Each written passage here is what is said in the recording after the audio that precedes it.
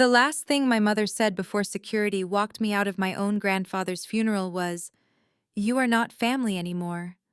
My sister stood beside her wearing my engagement bracelet. My ex-fiancé was holding the will folder, and half the church looked at me like I was the thief. I smiled because 3 hours earlier I had opened an email my grandfather scheduled before he died, and by the time they finished humiliating me, everyone in room was going to learn who had stolen from him. Before I tell you how I kept smiling through that funeral, tell me where you are watching from. Press like if you believe blood does not excuse betrayal, and subscribe if you want to stay with me until the moment this family learned that public cruelty can turn into public evidence. My name is Naomi Parker, and until that week, I had spent most of my life believing that loyalty inside a family was messy, painful, unfair, and still non-negotiable. I grew up in Columbus, Ohio, inside a family business that everyone in our neighborhood respected. My grandfather, Walter Parker, built a small logistics company from one delivery van and a borrowed warehouse into a regional freight brokerage that supported dozens of local businesses. He had a reputation for remembering birthdays, paying people early at Christmas, and never leaving a driver stranded on a holiday route. To everyone else, he was generous and steady. To me, he was the one person in the family who looked me in the eye when I spoke. My mother, Denise, liked to say that the company would stay in the bloodline. The thing she never said out loud was that in her mind, bloodline did not include me unless I was useful, obedient, and silent. My younger sister Sabrina was the golden child in every room she entered. She had that polished kind of charm people confuse with warmth. She knew how to tilt her head, sound wounded, and make any disagreement look like cruelty. When we were kids, she broke things and I got blamed because I was older. When we were adults, she missed deadlines, flirted through meetings, and somehow still got praised for keeping morale up. I handled numbers. I cleaned up contracts. I caught vendor errors before they became lawsuits. I trained employees who stayed because someone had to make sense of the chaos Denise created whenever she decided the rules did not apply to her. Sabrina floated through brand meetings and charity lunches in expensive coats and called herself the future of the company. My mother repeated it so often that other people started saying it too. Then there was Eric. Eric and I met at a trade association event when he still seemed decent, grounded, and immune to family theatrics. He was a procurement manager for a packaging company that used our freight services. He listened when I talked. He remembered details. He looked like the first person in my life who saw me as more than the responsible daughter who could be trusted to swallow insult and keep working. We got engaged after 2 years. My grandfather gave Eric one of my grandmother's bracelets to give me when he proposed. It was delicate old and engraved on the inside with a date from their first anniversary. I cried when I saw it because my grandfather told me marriage should feel like shelter, not performance. I should have listened more carefully to the last part. The trouble started quietly, which in hindsight should have scared me more than a loud fight ever could. My grandfather had a mild stroke in late spring. He survived, but his doctors ordered him to step back from daily operations. He still came into the office some mornings, but not for long. That vacuum became an open invitation for my mother. She moved into his corner office before the rehab specialists had even finalized his therapy schedule. She said it was temporary. She said someone had to stabilize leadership. She said families had to make hard decisions in times of crisis. What she meant was this: she had waited years for the chance to act like the company was already hers. Within 2 weeks, she reassigned signing authority on several operating accounts. She said it was for efficiency. She moved Sabrina into a new executive role with a title nobody had approved. She brought Eric into contract discussions, even though he did not work for us. She called him trusted family in meetings, while correcting me in front of staff like I was an intern who needed to learn tone. At first, I told myself I was overreacting. That is the kind of lie daughters like me tell ourselves when we have been trained to confuse disrespect with family hierarchy. Then I noticed the books. I was reviewing monthly settlements when I found 3 vendor invoices that did not match the root logs. They were not small mistakes. Each one involved consulting fees to a new outside company called Cedar Harbor Advisory. The fees were high. The descriptions were vague. The approval chain was thin, and the mailing address for Cedar Harbor was attached to a mailbox service inside a strip mall 20 minutes from my mother's townhouse. I checked again, then again. Over the next several days, I found a pattern. Payments marked as strategic consulting, emergency asset protection expenses, interim restructuring costs. None of them had clean paperwork. Several were approved during hours when my grandfather was in physical therapy.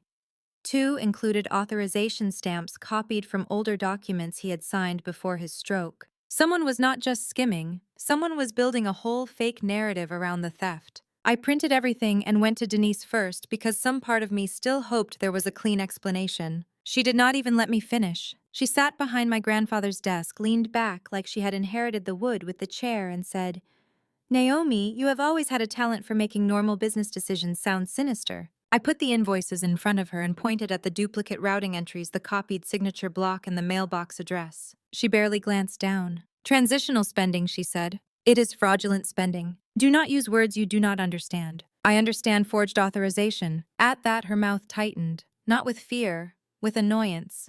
Like I had interrupted her manicure. Sabrina was in the office too. She walked in halfway through and saw the papers on the desk. Instead of concern, she gave me that familiar little smirk that always meant she already knew more than she planned to admit. "Are we doing one of Naomi's ethics crusades again?" she asked. Denise laughed. Actually laughed. It landed harder than shouting would have. I stood there while my mother and sister turned possible embezzlement into a punchline, and something cold settled in my chest. I took the records to my grandfather the next day at rehab. He was tired, thinner than I had ever seen him, but his mind was sharp. He read the invoices in silence. His hand trembled once when he reached the authorization page. Then he asked me to close the door. "Do not confront them again until I say so," he said. That scared me more than the fraud itself. I asked him if he had approved any of it. He said no. I asked if he thought Denise was stealing from him. He closed his eyes for a long moment, then said, "I think people show their real character when they believe time is running out for someone else." He asked me to start copying everything, not just invoices, bank movement, property transfers, insurance changes, board memos, access logs, anything unusual. He wanted a complete trail. He said if this was what it looked like, messy accusations would only help them, clean evidence would bury them. So I started building a quiet archive. That is when the contempt became impossible to ignore. My access to payroll reporting was suddenly restricted. My office key stopped working on the records room. Sabrina announced in a staff meeting that she would now oversee legacy branding and estate transition, a phrase so vague it should have embarrassed everyone in the room. Denise started excluding me from meetings I had always led, then forwarding me summaries that were missing attachments and financial appendices. When I challenged her, she told me I was becoming emotional. When I corrected false numbers in front of a department head, she said I needed to learn professionalism. When I asked why Eric was attending confidential discussions about asset reclassification, Sabrina smiled and said, "He is better at seeing the bigger picture." The bigger picture, as I later learned, was that my mother planned to spin the company's real estate holdings into a separate family trust, controlled by her and Sabrina. They were moving income-producing warehouse properties and 2 leased office buildings under emergency management language while my grandfather was recovering. Paperwork described it as protective restructuring. In reality, it was asset seizure dressed up in legal vocabulary. And Eric was helping them. I found that out by accident on a Thursday night. I had gone back to the office after dinner because one of our dispatch managers texted me about a discrepancy in fuel reimbursements. Most lights were off. Denise's office door was open a crack. I heard laughter. Sabrina's voice. Then Eric's. I stopped because I heard my name. Sabrina said, "She still thinks Granddad will hand her everything because she worked late for 10 years. Eric answered, "Let her think that. Once the trust is finalized, she cannot do anything except complain online like one of those people who ask strangers if she is the problem." They laughed. Then Denise said Naomi has always confused usefulness with importance. She was needed, not chosen. I stood frozen in the hallway while my own mother reduced my entire adult life to a clerical function. Then came the sound that split something open in me, a small metal clasp. I looked through the narrow gap in the door and saw Sabrina adjusting the bracelet Eric had used to propose to me. My grandmother's bracelet, on my sister's wrist. For a second, I genuinely thought I might faint, not because I was weak, but because betrayal has a physical force when too many truths hit at once. The fraud, the property transfers, Eric in confidential meetings, Sabrina wearing the bracelet, Denise protecting all of it. It was not one wound. It was a coordinated demolition. I walked in. No one even had the decency to look ashamed. Eric stood first and tried to play the reasonable man. He said I was taking things out of context. Sabrina crossed her arms and said the bracelet was just jewelry. Denise told me to lower my voice in a place of business. A place of business. That phrase nearly made me laugh. I asked Eric when exactly he planned to mention that he was sleeping with my sister. He did not answer. Sabrina answered for him and said, "Honestly, Naomi, you were never really right for each other. You are exhausting to be around when you think you are morally superior." Denise did not tell her to stop. She told me to leave. That was the moment I finally understood the full structure of my family. I had always thought I was standing inside the house fighting for fair treatment. I was not. I was standing outside holding the roof up while people inside decided whether to lock the door. I moved out of the condo. Eric and I shared the next morning.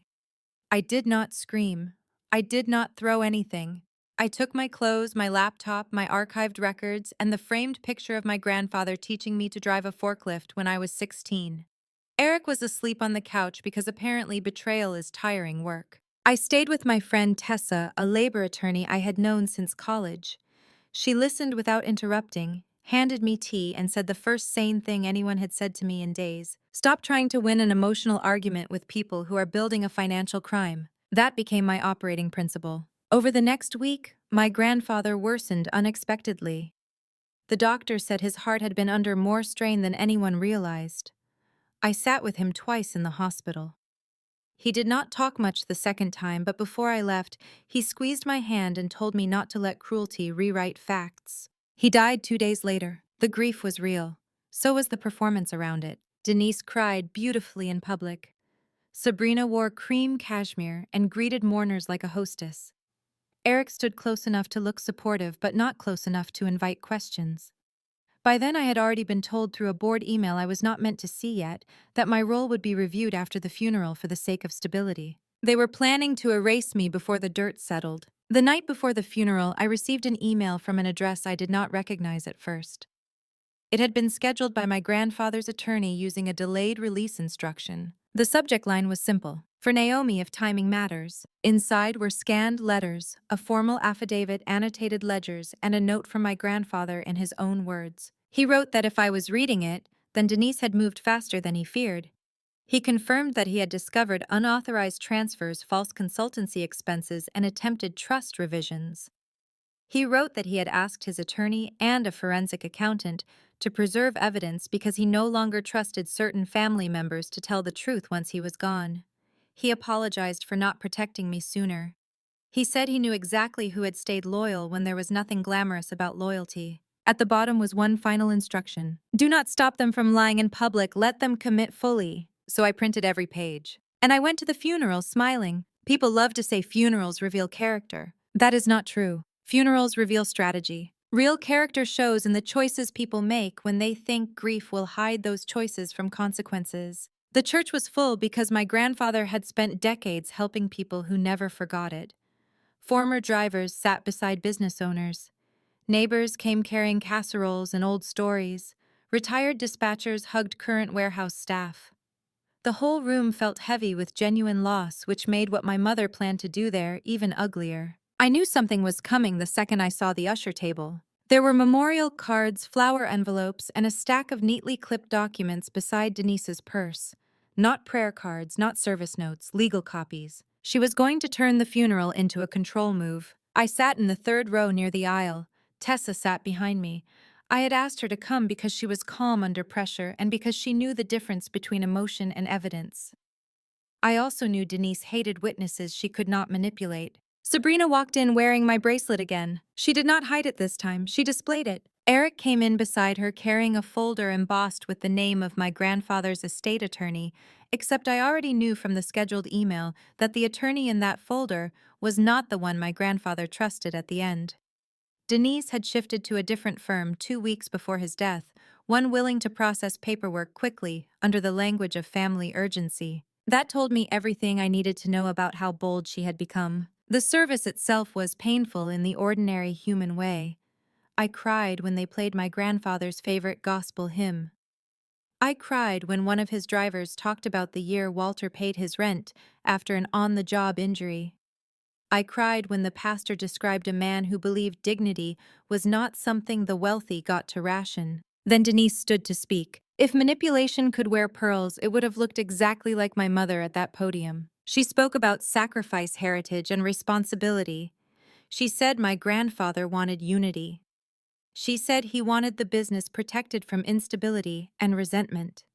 Then, without saying my name at first, she started laying the ground for my removal. She described a family member who had become increasingly disruptive during Walter's final weeks. She mentioned unauthorized access to records. She implied paranoia. She suggested that grief had affected judgment. Then she said very softly, very carefully, that painful boundaries sometimes had to be drawn even with those we loved. Half the room turned to look at me. That was the moment from the hook. The public staging. The little theater of shame. The invitation for everyone else to fill in the blanks and decide I was unstable, bitter, or greedy. Then Sabrina stood and walked to the front to read what she called a family statement. She said the company would remain under responsible leadership. She thanked Eric for helping guide transitional contracts.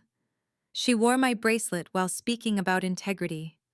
I remember staring at her wrist because sometimes the smallest detail can carry the full weight of disrespect. When she finished, Denise motioned toward a security guard from the funeral home. They had actually arranged for security. Not because I had caused a scene. Not because I had threatened anyone. Because humiliation is more effective when it looks official. Denise looked directly at me and said, "You are not family anymore." The room went very still. I stood. I did not raise my voice. That was important. People expect the accused to either collapse or explode. Calm unsettles liars because calm suggests structure. I thanked the pastor for his kindness. I thanked everyone who had come to honor my grandfather.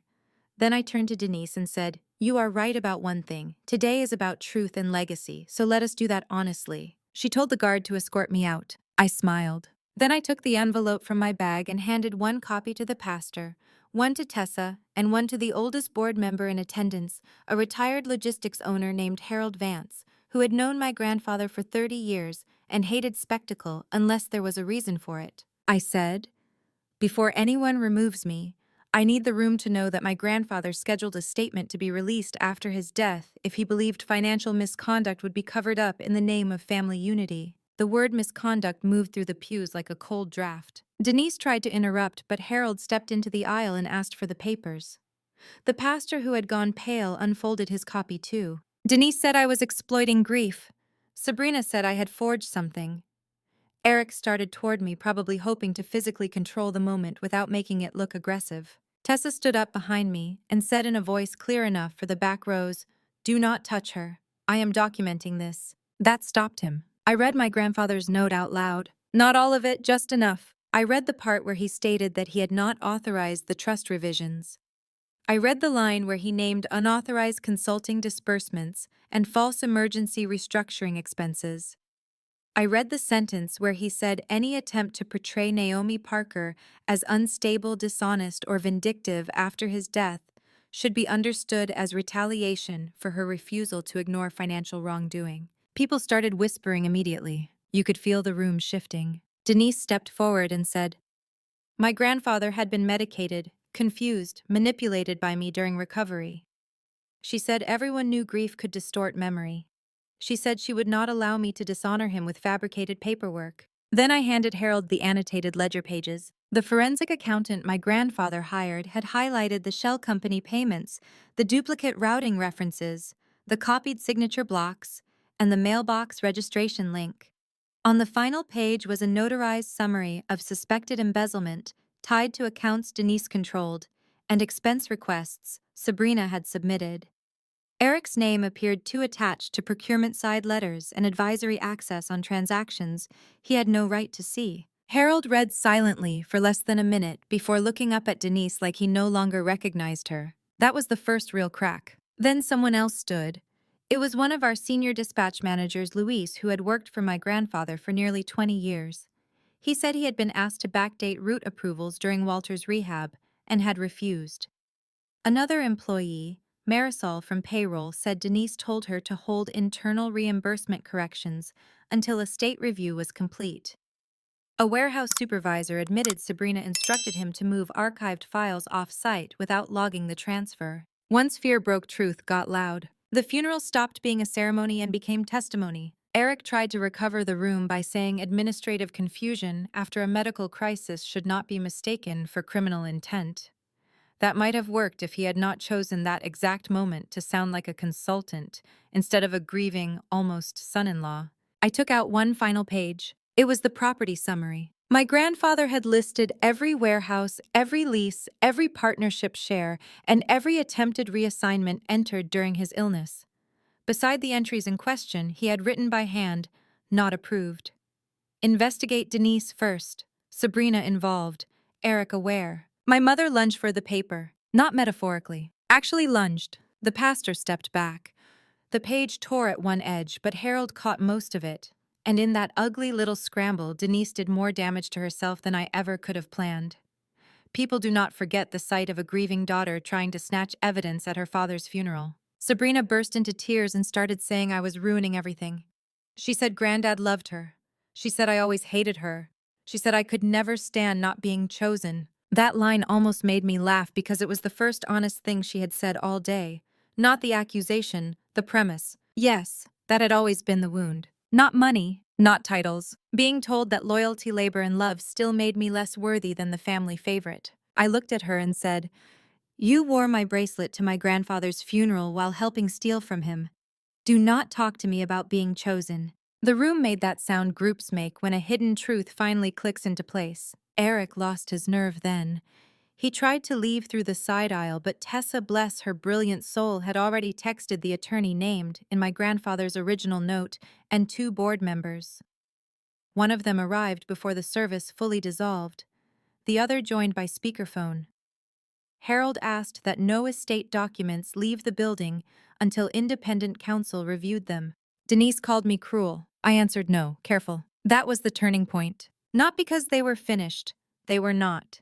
People like my mother do not collapse after one public loss. They reorganize. They call in favors. They rewrite timelines. They search for the weakest link in every witness chain. But in that church, in front of employees, neighbors, clergy, and the board, the story they had prepared about unstable, Naomi cracked open and exposed something uglier beneath it. They had expected me to leave in shame. Instead, I left them in suspicion. Security still approached me because Denise insisted I had disrupted the service. I did not fight it. I let them walk me out because the room had already seen enough. The important thing was not whether I got the last word inside the sanctuary. The important thing was that Denise no longer controlled the first version of events. Outside, the afternoon air felt cold and metallic. My hands were shaking for the first time all day. Tessa came out a minute later and told me Harold had requested an emergency board freeze on discretionary asset transfers. The original attorney was on his way. Several employees wanted to make statements. Denise was screaming in a side office. Sabrina had locked herself in the restroom. Eric was nowhere to be found. I looked back at the church doors and finally understood why my grandfather told me not to stop them from lying in public. Because private betrayal can always be denied. Public overreach writes its own evidence, and that funeral, ugly as it was, had just given me something better than revenge. It had given me witnesses. I did not go home after the funeral. There are moments when going home feels like surrender, like stepping back into a version of yourself that still hopes people will apologize, and everything will quietly return to something recognizable. I knew better now. There was nothing left in that house except memories Denise would rewrite and objects Sabrina would claim as hers. Instead, I sat in Tessa's car outside the church parking lot while my phone filled with messages. Some were cautious. Employees asking if what they heard was real. Vendors asking whether contracts were still valid. A retired driver simply wrote, "Your grandfather trusted you." That means something. Others were less kind. Anonymous numbers accusing me of staging a scene. A former family friend saying I should have handled it privately. That one almost made me laugh. There is nothing private about theft wrapped in family language. Tessa told me to ignore everything that did not move the case forward. So we built structure. The first call we made was to the attorney my grandfather named in his letter, Gregory Hale. He arrived at the church within the hour, and by evening we were sitting in his office surrounded by boxes of copied records I had been quietly collecting. Gregory was not emotional, he was precise. He read the affidavit again, cross-referenced the ledger notes, and asked me to walk him through every inconsistency I had noticed over the past weeks. Not once did he interrupt with doubt. He only asked for clarity dates and connections. That mattered more than comfort. By the time midnight passed, we had outlined a clear pattern. Fraudulent consulting fees routed through a shell company. Unauthorized access to accounts during my grandfather's medical absence. Property transfers disguised as protective restructuring. Internal intimidation used to silence employees who noticed irregularities. It was not chaos. It was a plan. The next step was harder. We needed people. Evidence can exist on paper, but cases are won through patterns supported by human testimony. Denise understood that. That was why she had isolated departments' limited communication and reduced my access before the funeral. She was not just stealing, she was controlling the narrative around the theft. So we started calling the people who had already shown cracks in that control. Luis agreed to meet first. We sat in a quiet diner just before dawn, the kind of place where coffee tastes like routine and nobody asks questions. He told us everything. The backdated approvals, the pressure to sign off on rotes that never existed, the sudden instructions to bypass standard reporting channels. He had kept copies. That changed everything. Marisol from payroll came next. She was nervous, constantly checking the door, but once she started talking, she did not stop. She described withheld corrections, altered reimbursement schedules, and emails from Denise instructing her to simplify internal optics until estate matters settle. She had screenshots. Then came a warehouse supervisor, a dispatcher, and even one of Sabrina's own assistants, who had been quietly documenting inconsistencies because, in her words, nothing about this felt normal. What began as isolated concerns became a network. Not a loud one, a careful one. Each person had a piece. Each piece connected. And slowly the story Denise built began to collapse under the weight of consistency. Still, we were not ahead. We were catching up. Denise moved quickly after the funeral. By the next morning, she sent a company-wide email describing the incident as an unfortunate emotional disruption caused by me. She stated that leadership remained stable and that all financial operations were under review for accuracy. She framed herself as the protector of continuity. Sabrina posted a carefully curated message about grief resilience and protecting family legacy. She did not mention me by name, but the implication was clear. She painted herself as the composed daughter carrying forward her grandfather's vision. Eric stayed silent. That silence was not neutrality. It was calculation. Gregory advised immediate legal action to freeze further asset movement. Harold supported it. 2 additional board members joined after reviewing the initial documents. By late afternoon, an emergency injunction was filed, requesting a temporary hold on all non-essential financial transfers and property changes linked to the company. Denise responded exactly as expected. She escalated. Her legal team filed a counter-statement accusing me of data manipulation, unauthorized document access, and intentional defamation during a vulnerable family event. They requested my removal from any operational involvement pending investigation. For the first time, I felt the pressure of losing, not because they were right, because they were fast. That night, I sat on Tessa's couch staring at the ceiling, replaying every moment at the funeral, every decision leading up to it. Doubt does not arrive as a clear thought.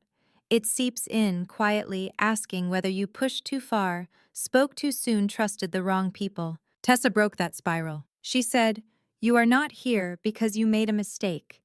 You are here because you stopped ignoring one." That sentence grounded me. The next morning, we expanded the network. Gregory brought in a forensic accounting team to validate every document formally, not just copies, originals, timestamps, authorization chains. They began reconstructing financial flow patterns that showed not just isolated fraud, but systemic manipulation. We also reached out to vendors connected to Cedar Harbor Advisory. 2 of them confirmed they had never heard of the company before receiving payment requests routed through Denise's office. One admitted they questioned it, but assumed it was part of a larger restructuring plan. Assumption had been Denise's greatest ally. Now it was her weakest defense. As more people stepped forward, tension inside the company shifted. Employees who had stayed quiet out of fear began asking questions openly. Department heads requested clarity on decisions they had previously accepted without challenge. The illusion of control Denise maintained started to fracture not through confrontation, but through awareness. Still, the situation remained fragile. All it would take was one broken link, one person retracting their statement, one piece of evidence deemed unreliable, one narrative strong enough to paint everything as misunderstanding instead of intent. That was when Gregory warned me. He said, "At this stage, your biggest risk is not your opposition, it is your allies." I did not understand immediately. I would soon, because alliances built under pressure do not always hold when pressure increases. And Denise was about to apply a lot more of it. The betrayal did not come from where I expected. That is the thing about building trust quickly. You rely on instinct, consistency, and shared urgency. You believe that because someone stepped forward once, they will stand firm again when it matters most. I believe that about Marisol. She had been one of the strongest voices in the early days. Detailed, organized, careful with documentation. She knew payroll systems inside and out, which made her testimony critical in connecting financial inconsistencies to actual internal processes. So when Gregory told me she requested a private meeting without legal presence, I felt uneasy but not alarmed. That was my mistake. She came to Tessa's apartment in the evening. Her hands were shaking.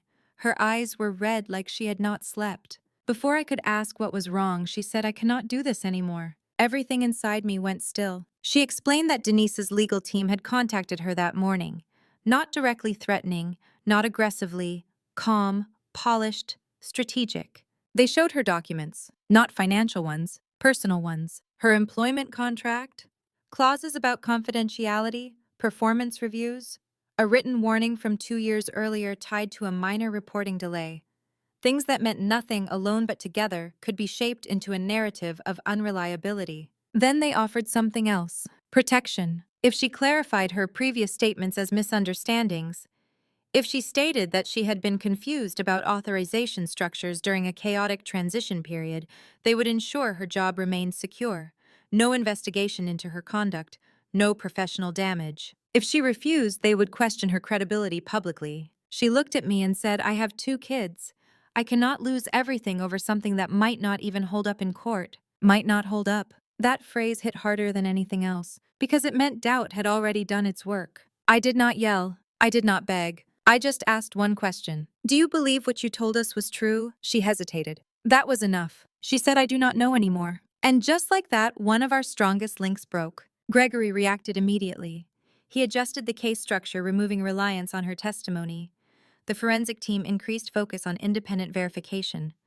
Other witnesses were re-interviewed to reinforce consistency. But damage does not only exist on paper, it spreads through perception. Within 24 hours, Denise's legal team submitted an updated filing referencing revised statements from internal staff. They did not name Marisol directly, but the implication was clear. Early claims were now being framed as confusion, emotional reaction, misinterpretation. The narrative shifted from deliberate fraud to administrative complexity, from targeted theft to misunderstood restructuring, from coordinated wrongdoing to internal disagreement. And I felt it. The ground moved. Not completely, but enough. Employees who had been ready to speak hesitated. Vendors grew cautious. Board members who supported immediate action requested additional verification before committing publicly. Denise seized that hesitation. She scheduled a press statement. Not a full conference, just a controlled message released through local business media. In it, she expressed deep sadness over internal family conflict and emphasized her commitment to transparency and stability. She welcomed independent review and stated confidence that all actions taken during Walter's illness would be proven appropriate. It was a masterful move. She positioned herself as cooperative, while quietly undermining the foundation of every claim against her. I watched it unfold from Tessa's living room, feeling something unfamiliar. Not anger, not grief, loss of momentum. For the first time since the funeral, I questioned whether we could actually win. Tessa noticed. She said, "You are thinking about stopping." I did not answer, because part of me was. Fighting strangers is one thing. Fighting your own family, knowing every step forward requires exposing another layer of betrayal, is something else entirely. I thought about my grandfather, about his letter, about the way he wrote, "Do not let cruelty rewrite facts." Facts, not feelings, not loyalty, not fear. Facts. That word brought me back. Even if Marisol stepped back, even if Denise twisted narratives, even if Sabrina kept smiling like none of this touched her, the records still existed. The transfers still happened. The signatures were still copied. The money still moved. Truth does not disappear because someone refuses to stand beside it. It just becomes harder to prove. And that meant one thing. We needed something stronger, not more voices, better evidence. Because if Denise could weaken testimony, we had to build a case that did not depend on anyone's courage, only on what could not be denied. That was when Gregory said something that changed everything. There is still one place they cannot fully control. I looked at him. Original bank authorization trails. And just like that, hope returned. Not loud, not certain, but enough to stand again. Because betrayal had cost me an ally. But it had also revealed the next move. And this time, we were not going to rely on anyone who could be pressured into silence. Gregory did not waste time explaining. He moved. The next morning, we sat in a quiet conference room at his firm, blinds half closed, files spread across the table like a map of everything that had already gone wrong. He pointed to one section and said, "Narratives shift. Testimony bends. But bank authorization trails do not improvise. They record intent." That sentence changed the direction of the entire case. Until then, we had been building outward, collecting statements, connecting patterns, reinforcing suspicion. Now we shifted inward toward the one system Denise could not rewrite without leaving a permanent scar. Money movement, not the summaries, not the reports. The original authorization logs tied to every transaction. Gregory filed an immediate request for full banking records tied to the company accounts in question, including administrative access logs, time-stamped approvals, and IP origin points for every authorization during the period surrounding my grandfather's illness. Denise's legal team objected. Of course they did. They argued privacy. They argued overreach. They argued that internal audits were already underway. But once the court granted limited review based on the affidavit and initial evidence, their control narrowed. And that was when our new ally appeared. Her name was Evelyn Brooks. She worked in compliance for the bank handling several of our company's major accounts. She was not emotional. She was not invested in family dynamics. She did not care about reputation, loyalty, or public perception. She cared about irregularities. Gregory had worked with her once before on an unrelated case, and when she reviewed the initial flags tied to Cedar Harbor Advisory, she agreed to assist within the boundaries of her role. When Evelyn entered the room for the first time, she carried a tablet, a folder, and a presence that felt like quiet certainty. She said, "I am not here to take sides. I am here to explain what the system recorded." That was exactly what we needed. She walked us through the first set of transactions, each payment labeled as consulting fees, each routed through accounts Denise had access to, each approved through administrative credentials that should have required dual authorization during my grandfather's medical leave. But the most important detail was not the money. It was the access. Every authorization left a trace: time, device, location. And those traces told a story Denise could not explain away. Several approvals occurred late at night outside standard operational hours.